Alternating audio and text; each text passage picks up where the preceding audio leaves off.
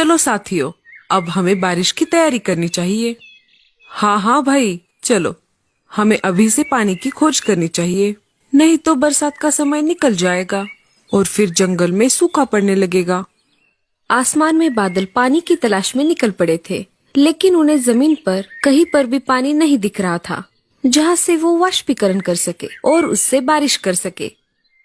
पर भाइयों, बहुत दिन हो गए, हमने पानी जमा ही नहीं किया।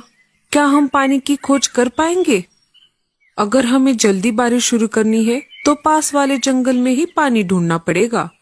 अरे भाई, पहले से ही जंगल में पानी की बहुत कमी है, फिर भी तुम पास वाले जंगल में पानी ढूंढने की बात कर रहे हो। हर साल की तरह हमें समंदर से ही पानी की प्यास बुझानी पड़ेगी। पिछले साल हमें दूर से पानी लाने में बहुत परेशानी हुई थी। तुम सब एक काम करो, इस साल मैं पास वाले जंगल में से पानी ढूंढने की कोशिश करता हूँ। तुम सब समंदर की तरफ जाना। अगर मुझे पास वाले जंगल में कहीं पर पानी मिल गया तो अगले साल हमें पानी की खोज करने के लिए दूर समंदर तक जाने की जरूरत ही नहीं पड़ेगी। ठीक है भाई, ऐसा ही करते हैं। तो फिर क्या था, सभी बादलों ने आपस में बातचीत करके जो फैसला किया था उस फैसले पर काम करने के लिए निकल पड़े। मैं तो निकल पड़ा हूँ। मैं ये आशा करता हूँ कि मुझे पानी मिल जाए, नहीं तो दूसरे बादल मुझे चिढ़ाने लगेंगे। मुझे कैसे भी करके पानी की खोज करनी ही पड़ेगी।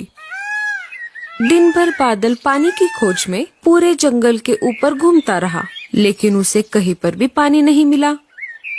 अब बादल परेशान होने लगा। अब रात होने वाली है, फिर भी मुझे कहीं पर भी पानी नहीं मिला। मैं कल सुबह होते ही समंदर की तरफ पानी पीने के लिए चला जाऊंगा। मैं दिन भर घूम घूम के बहुत थक चुका हूँ और कल मुझे बहुत लंबी यात्रा भी करनी है, इसीलिए मुझे अब रात भर किसी पेड़ पर आराम करना होगा।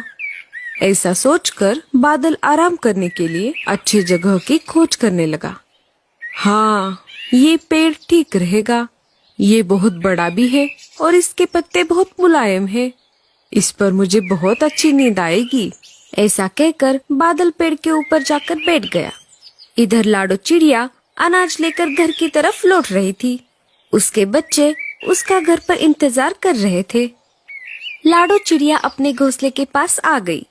बच्चों ने पहली बार बादल को देखा था, इसीलिए वो उसे घूरे जा रहे थे। मम्मी, वो इतना बड़ा क्या है? क्या वो एक पंछी है?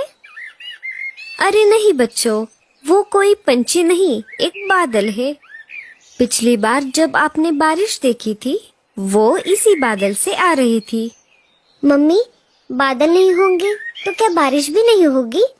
हाँ मेरे बच्चों, बादल को बरसात के लिए पानी की जरूरत पड़ती है, तभी वो बारिश कर पाएगा। बादल उनकी सारी बातें ऊपर से सुन रहा था। वो उनकी तरफ देख रहा था। मम्मी, हमें उनसे बात करनी है। नहीं बेटा, वो थक गए होंगे, उन्हें थोड़ा आराम करने दो। अरे कोई बात नहीं चिड़िया रानी, तुम सब मुझसे बात कर सकते हो। बादल की ये बात सुनकर बच्चे बहुत खुश हो गए। तीनों उसके पास आ गए। अरे, जब हम आपको दूर से देखते हैं तब हमको लगता है कि सारे बादल बर्फ से बने होते हैं, पर तुम तो किसी सूखे कपास की तरह लग रहे हो। हाँ चिड़िया रानी, तुमने जैसा सोचा है हम बिल्कुल वैसे ही होते हैं। हम बर्फ की तरह ठंडे होते हैं। तो क्या इसका मतलब इस साल बारिश नहीं होगी? अरे नहीं नहीं, ऐसी बात नहीं है। इस साल बारिश अवश्य होगी और वो भी बहुत ज्यादा। बाकी सारे बादल इसी कारणवश बहुत सारा पानी पीने के लिए समुद्र की तरफ गए हैं। अगले साल हमें दूर तक यात्रा न करनी पड़े, इसीलिए मैं पास वाले इलाके में पानी की खोज कर रहा था, परंतु मुझे कहीं पर भी पानी नहीं मिला। क्या आप पश्चिम में पहाड़ी इलाकों की तरफ गए थे? मैंने सारी दिशाओं में खोज की, परंतु मैं बहुत थक चुका था, इसीलिए मैं पश्चिम की तरफ बहुत दूर तक नहीं जा सका। अगर मैं बहुत दूर तक जाता तो मुझे समंदर की तरफ जाने में बहुत ज्यादा कष्ट झेलना पड़ता। बादल भैया, हम जंगल के सारे पंछी पश्चिम इलाके वाले नदी से ही पानी पीते हैं, क्योंकि बाकी जगह पर कहीं पर भी पानी नहीं है। फिर तो बहुत अच्छा हुआ, मैं कल ही